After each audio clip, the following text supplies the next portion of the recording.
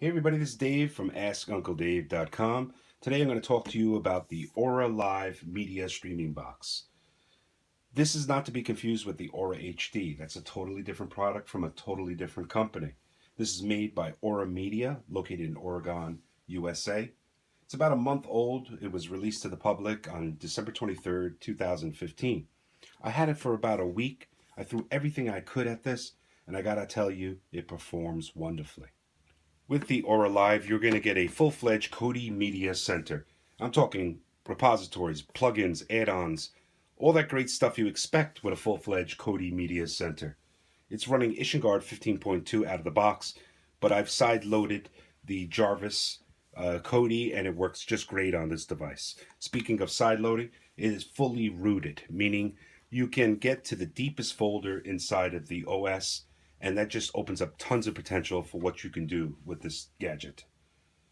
The one thing this has over all the other Android TV boxes that I've seen, it has a built-in single ATSC tuner that you can hook up to your antenna on your roof or to the included antenna that has a 15 to 25 mile range and get live broadcasts, depending on where you live, of NBC, ABC, Fox, CBS, CW, and all those other great free over-the-air digital channels.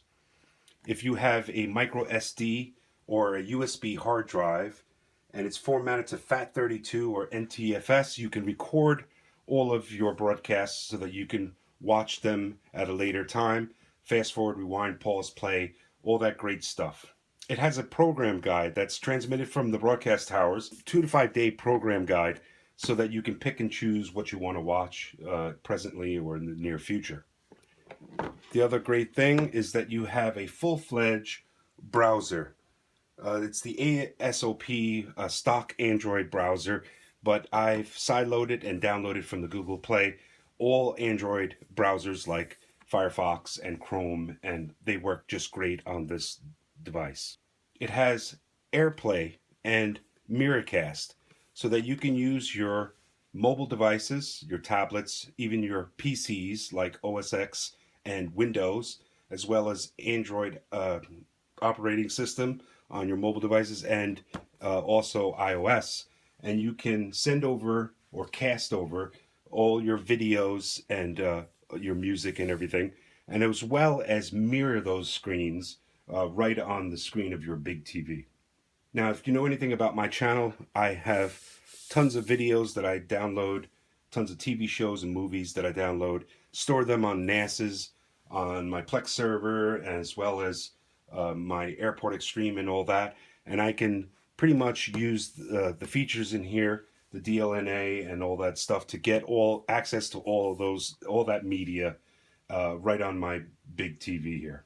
It has a full-fledged Google Play Store.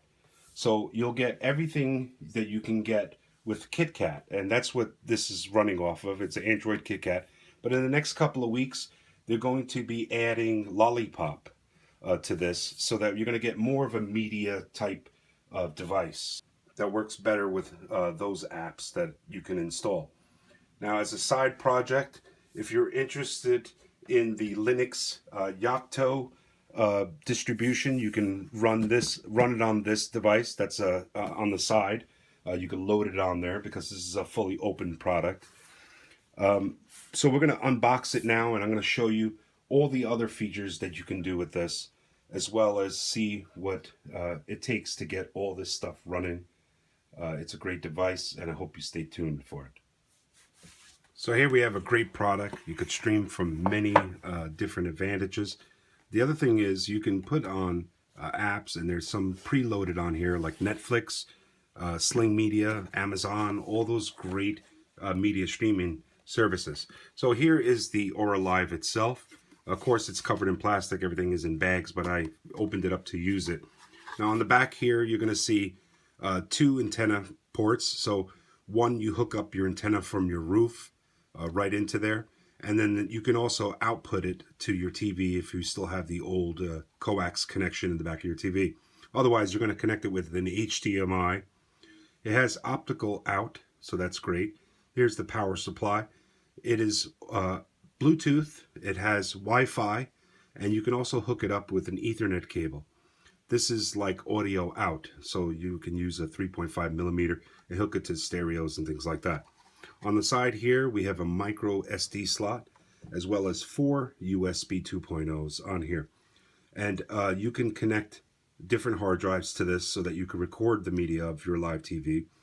And this is the power button, so you can hit this and it will light up blue and it will be powered up.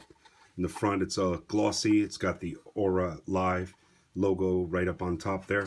And on the bottom here, it's got some rubber feet and also a way to connect it to the wall so you can get it out of the way if you wanted to, as well as a big vent here at the bottom. Also in the box, we have everything you need to connect it to your TV. So you got the power supply here. This is the USA power supply. As well as in this compartment, we have a 3-foot HDMI that you can connect. It's a 1.2. It's actually better than 1.2 version. You can use it with CEC controlling your volume and your power of your TV. This is the 15 to 25 mile range for your antenna. It extends up so that you can get a better signal. This is great if you're close to the towers, 15 to 25 mile range. Otherwise, I'm going to hook it up to my antenna that's up on my roof. It comes with a dongle that's going to be in the battery compartment of your remote. You hook this to one of the USBs and you'll be able to use this Air remote. Now this Air remote in itself, it needs its own introduction and maybe even its own video because it's a pretty serious remote. It has the power button. As far as the TV tuner goes, it has info, guide, and all the media controls, including mute. It's got a home button and an Android go back button. So if you want to go back one step, or you can go completely home to your home screen. It's got a right mouse feature here so that you can click on that and get back into the menus. Volume control, channel control for the TV. It's got a tab key so that you can tab to different fields in the form. It's got a numeric keyboard here, and it's got IR Learn. The IR Learn feature helps to pair it up with the dongle, and in the near future you're going to be able to pair up different remotes for different devices so that you can control them with this one remote. It's got buttons here so that there's different functions inside of apps, and you'll see them color coordinated so you can click on them and jump to different things, all set up by the programmer. You also have some shortcut buttons here. One is for the Kodi Media Center, regardless if you use the stock Android. If you delete the Kodi that it comes with, you'll be able to put the new Kodi side-loaded in, and you click that button and it will still open. That corresponds to the 4 top row buttons that you'll see when we hook it up to the TV. This is live TV. This is the browser, whatever browser you have installed and preliminary. And it has a microphone button, which works for me because it's got a little speaker hole right in there. I don't know if you could see it, but it's located right about there. And I used it on the browser. I clicked it. It's not really fully functional yet, but when Lollipop comes, you're going to see that more readily available for that. It's got the escape button, and that's pretty much it with the remote. It's got the D-pad here that you can move around to different fields up and down. It has the OK button. That's like the select button or left mouse click. And what's great about it is it's controlled by air. You'll have a cursor on your TV and you'll move it around and it will move that cursor around, and then you click all the buttons to do the different actions. What's great also is that it has a full query keyboard with function keys. So the white color is the primary. It has the backspace button, and it also has an enter button, as well as directionals for moving around the screen. Space, and then it's got the Alt button, which is in blue. It's kind of hard to see, but you get used to your keyboard. After a while, you know where everything is. But there, you could see all these blue keys here correspond to the Alt button.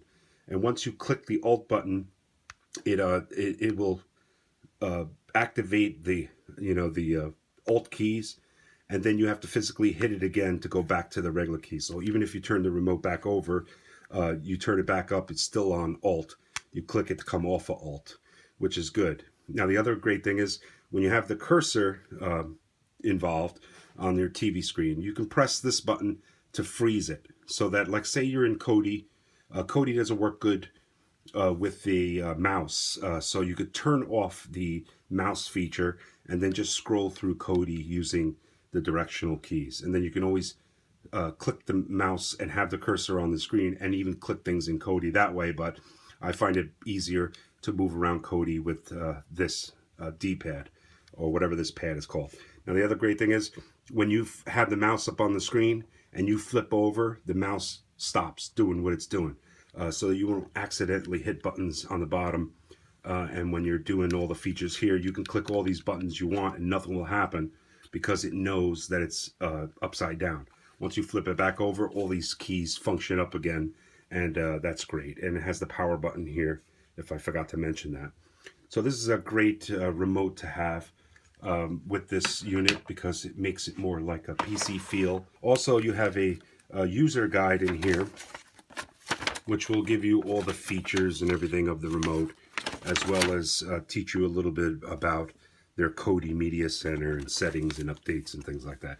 You can update very easily with this. They're going to have automatic updates coming in the near future, but it's very simple to get to. So they also have a quick start guide that's going to guide you through to hooking all this up. It also comes with batteries. These are not the original ones that it came with. I actually lost them, but you could use any AAA batteries. There's 2 of them, and it has a great little hidden compartment so that you pull it out. Originally, when I first opened up the box, the USB dongle was inside here, and I took it out and I put batteries in it, and it's great. It has a little cover that's kind of low profile. You put your batteries in, and then you just close up the remote like this. And it's nice because there's no battery compartment that's seen. Also, I formatted this USB drive, as well as this micro SD card, and we're going to use that to record all of our shows and use it as a separate hard drive, because it does have a file browser and all that other great stuff that you get with Android. And we're going to put that storage into these here. And you can also use mice and keyboards and game controllers in these USBs, which is nice. The specs on this unit: it is a quad core, 1 GB of RAM, 8 GB of internal storage, and you can expand the SD up to 128 GB. And you can use an external drive up to 3 TB. But I tell you, it's great to have the TV tuner in there, because I'm all about antennas, and I think this is a great product. It's going to go far. We're going to hook it up now, and I'm going to show you all the different things that you can do with it, and all the custom skins and things like that they have on it. So let's go hook it up to the TV with the HDMI that's included, and we'll go over the UI.